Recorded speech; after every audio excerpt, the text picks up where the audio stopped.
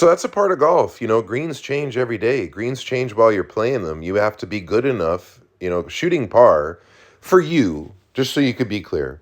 If you shoot par, you're getting lucky. You haven't built the skills yet to be able to go out and consistently shoot even par. So I wouldn't set that goal, although I don't want to discourage you. Instead, what I would set the goal to do is hit every shot that you can as well as you can. And whatever you shoot, you shoot. But trying to shoot par is kind of like me trying to bowl a 300 game, and I'm not a bowler. It's not gonna happen. Nor should you. Instead, what I would like you to do is this: in order to play good golf, you have to know how the speed of the greens are going to be. That's something that an expert can just walk onto the green, not even roll a putt, and know how fast the greens are going to be. You're not there, nor I don't think you'll really ever get to that type of expertise. But what you can do is you hit some putts on the practice green before you go out to play. And if the practice green and the actual greens are different, you have to adjust and recalibrate very quickly. That's just a part of it. It seems like you think like the answer might be, you also said, once I get good, I'm only going to be playing on manicured greens. That's not the case for me.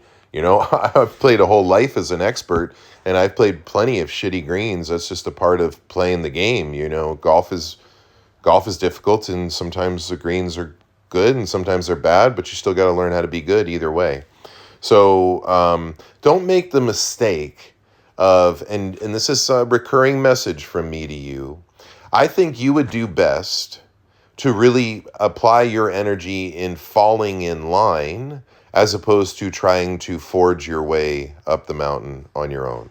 And although I appreciate that you're very ambitious to improve, I find that you get ahead of some of the basics that you just need to get a lock on. For example, like talking about shooting even par. The 2 practice sessions ago that we had, you couldn't even make contact for the swing path drill. So you have to have realistic expectations. That's why I just think whatever you shoot is fine, but try to just hit every shot as good as you can. And then as far as what swings you send me, if I didn't request a swing, then that's fine that you could send whatever you like. But if I request a swing, send me what it is that I'm requesting. Okay, so setup position. I like how deep closed you are. Watch your lower body in the backswing. Quite a bit of movement even though you're so deep closed. So I could just tell you this. That movement in your lower body is going to prevent you from shooting even par. You could go out and shoot 3, 4, 5 over par, which I think would still be very good for you.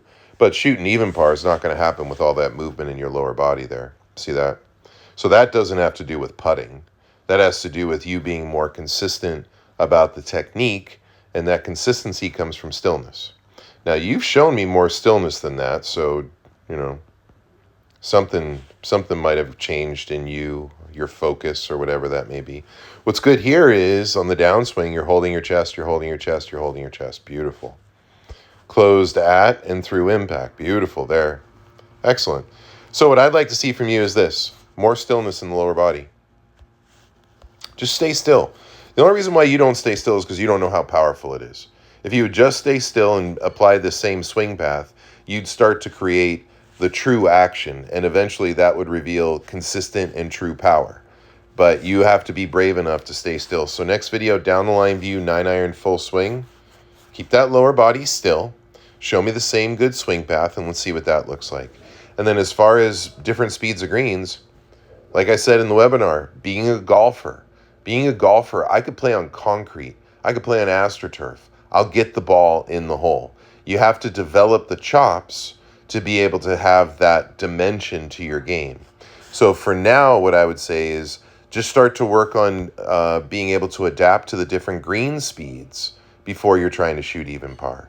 Try to find more stillness before you shoot even par. Work more on your short game before you shoot even par. And that's what we'll do in our next lesson. I think you and I have one this week, right?